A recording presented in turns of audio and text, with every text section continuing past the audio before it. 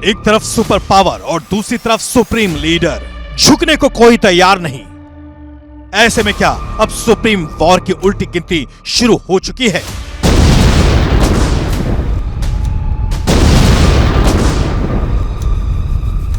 Donald Trump हर हाल में Ayatollah Khamenei को झुकाने पर आमादा है और खामेनेई हैं कि किसी भी सूरत में झुकने को राजी नहीं।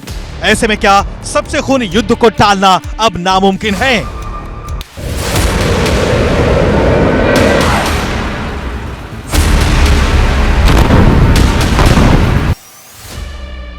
क्या ईरान को घुटनों पर लाने के लिए ट्रंप दोहरी नीति चल रहे हैं? एक गृह युद्ध और दूसरी बारूदी हमला।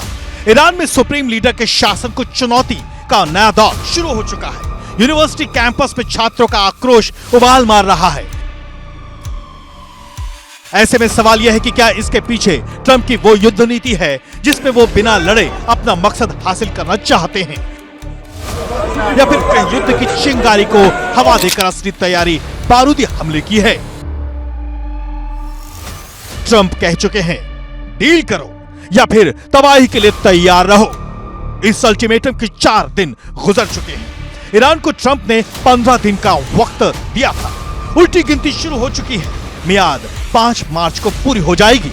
ऐसे में क्या यह मान लिया जाए कि ईरान में जो भी होगा वो 5 मार्च तक बहुत भयानक और भीषण होगा। I don't think they want the consequences of not making a deal. They want to make a deal. जंगी ऐलान से पहले फारस की खाड़ी में बारूदी शोर है।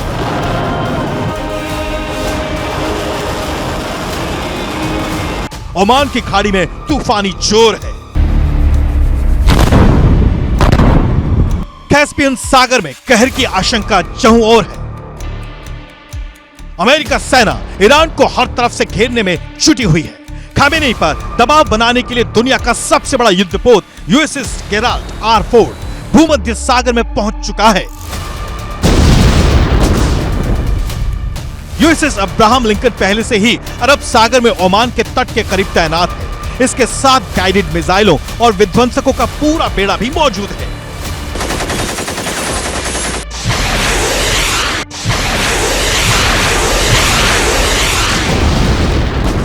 सवाल यह है कि क्या इन युद्धपोतों से अमेरिकी लड़ाकू विमान ईरान पर धावा बोलेंगे या फिर इससे पहले ही ट्रंप ईरान को सरेंडर के लिए मजबूर कर देंगे।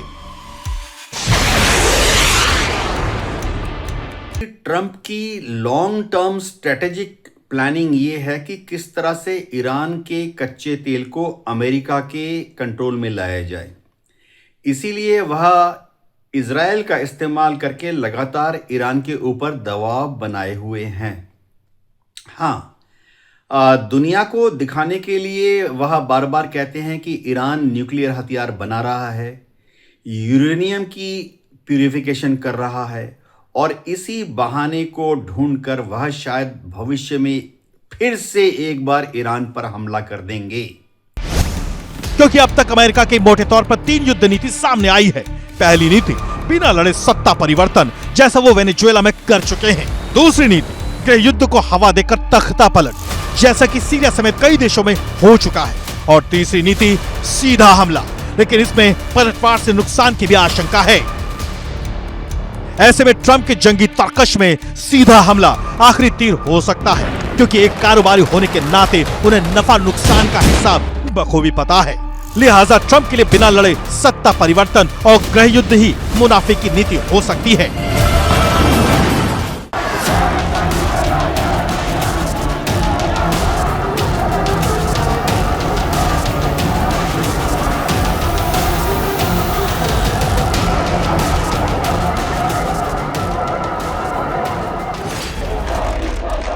ईरान में ठीक 40 दिन बाद एक बार फिर से सत्ता विरोधी प्रदर्शनों का दौर लौट आया है। तस्वीर तेहरान की शरीफ यूनिवर्सिटी ऑफ टेक्नोलॉजी की है, जहां शनिवार को छात्रों के आक्रोश की चिंगारी सुलग उठी।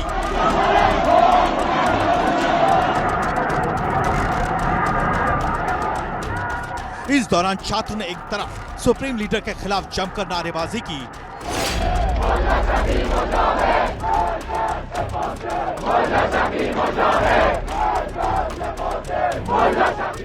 तो दूसरी तरफ इस्लामिक क्रांति से पहले ईरान पर हुकूमत करने वाले शाह के समर्थन में नारे लगाए गए।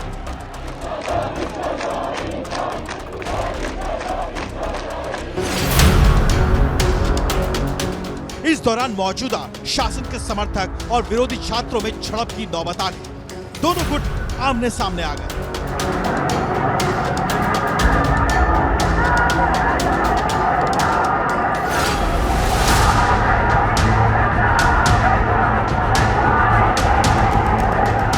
तेहरान के अमीर कबीर यूनिवर्सिटी में भी शरीफ यूनिवर्सिटी जैसी तस्वीर दिखी। यहां भी छात्रों ने खामेनी शासन के खिलाफ आक्रोश का इजहार किया।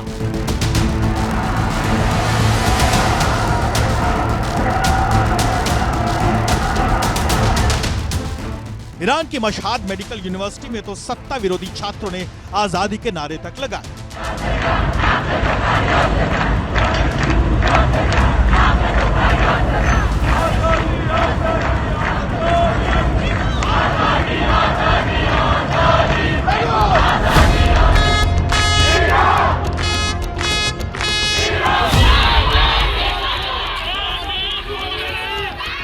इससे पहले जनवरी में भी ईरान में गृह युद्ध की नौबत आ गई थी, जब महंगाई, बेरोजगारी और गरीबी से लाचार लोग सड़कों पर उतरे। सुप्रीम लीडर की सत्ता के खिलाफ नाराजगी जताई, मौजूदा शासन के अंत और पुराने पहलवी राजवंश की हुकूमत की वापसी के पक्ष में आवाज बुलंद की।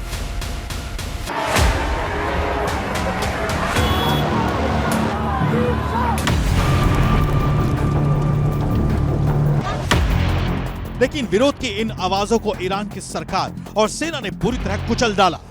तब भी ट्रंप ने ईरानी अवाम की हिमायत में खामेनी हुकूमत पर कार्रवाई की चेतावनी दी थी। We're either going to get a deal or it's going to be unfortunate for them. I would think that would be enough time, 10, 15 days, pretty much maximum. 8 और 9 जनवरी को ईरान में कत्लेआम मच गया था। खुद ईरानी सरकार के मुताबिक उस दौरान 3000 लोग मारे गए, जबकि संयुक्त राष्ट्र मानवाधिकार आयोग के अनुसार सत्ता विरोधी प्रदर्शन में ईरान के 7000 लोगों की मौत हुई। वहीं अमेरिका ने इस दौरान 32,000 से ज्यादा लोगों के मारे जाने का दावा किया।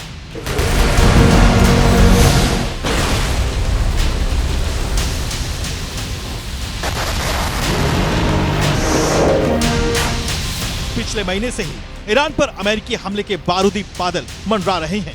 इस बीच दोनों देशों में बातचीत का सिलसिला भी जारी है। स्विट्जरलैंड के जिनेवा में ईरान और अमेरिका के नेताओं में मुलाकात हो चुकी है।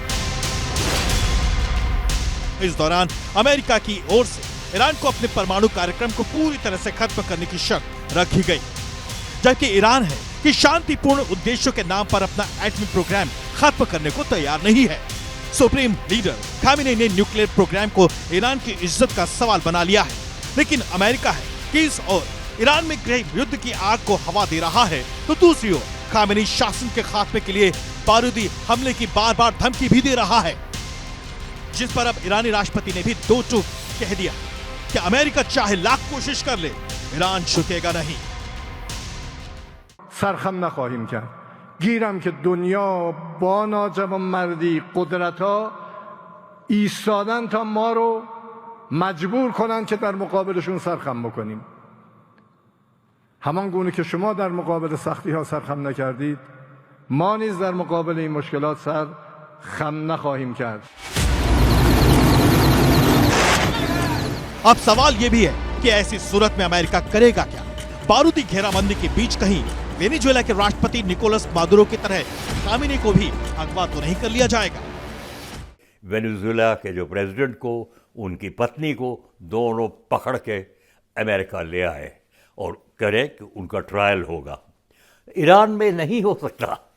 ईरान एक शक्तिशाली देश है, उनके पास फौज है, एक फौज है और IRGC, ईरान रेवोल्यूशनरी गार्ड है।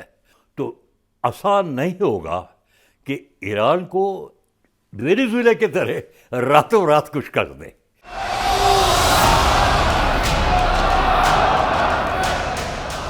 ईरान एक मिसाइल पावर मुल्क है। ऐसे में अमेरिका के लिए वेनेजुएला जैसा ऑपरेशन इस देश में दोहराना तो साहस करने जैसा होगा।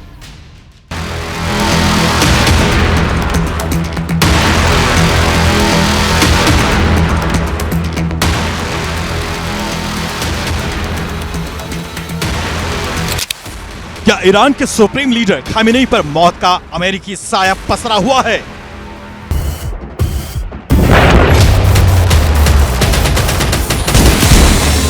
क्या खामेनेई के बेटे मोज्तबा भी ट्रंप के टारगेट पर हैं?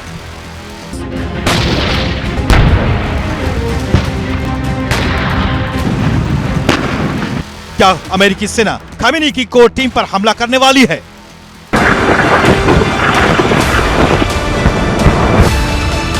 खबर पक्की है, योजना तैयार है, बस ट्रंप की मुहर का इंतजार है। अमेरिकी मीडिया के मुताबिक ईरान पर हमले के लिए कई प्लान बनाए गए हैं। इनमें से एक प्लान है खामेनेई और उनके बेटे मोज्तबा का खात्मा। लेकिन क्या ईरान के सुप्रीम लीडर की हत्या इतनी आसान है? क्या ट्रंप की सेना खामेनेई को खत्म कर देगी और ईरान की आर्मी मुंह देखती रह जाएगी? अब तक अमेरिका का टारगेट ईरानी परमाणु कार्यक्रम था, लेकिन अब वो सीधे ईरान के सर्वोच्च नेता को क्यों निपटाना चाहता है? सवाल यह है कि ट्रंप के टारगेट पर ईरान का न्यूक्लियर प्रोग्राम है या फिर वो सुप्रीम लीडर के शासन का अंत चाहते हैं। ट्रंप जो है बहुत ही फूंक फूंक कर कदम रख रहे हैं। वह बार बार ईरान को जो धमकी दे रहे हैं उसकी डेडलाइन को बढ़ा रहे हैं। अमेरिका जब बोलता है कि वह ईरान में न्यूक्लियर हथियारों को ढूंढ रहा है और ईरान को न्यूक्लियर हथियार बनाने से रोकने की कोशिश कर रहा है, यह कच्चा तेल प्राप्त करने की तरफ बहाना मात्र है। अमेरिका की सेना भले ही बेहद शक्तिशाली है, लेकिन खामेनेई को निशाना बनाना इतना आसान नहीं है, क्योंकि अगर उन पर हमले की कोशिश हुई तो क्या रूस और चीन हाथ पर हाथ धरे बैठे रह जाएंगे? जाहिर है इस तरह के सवाल अमेरिका को भी परेशान कर रहे होंगे। इसलिए अभी ईरान पर दबाव बनाने की रणनीति को धार दी जा रही है।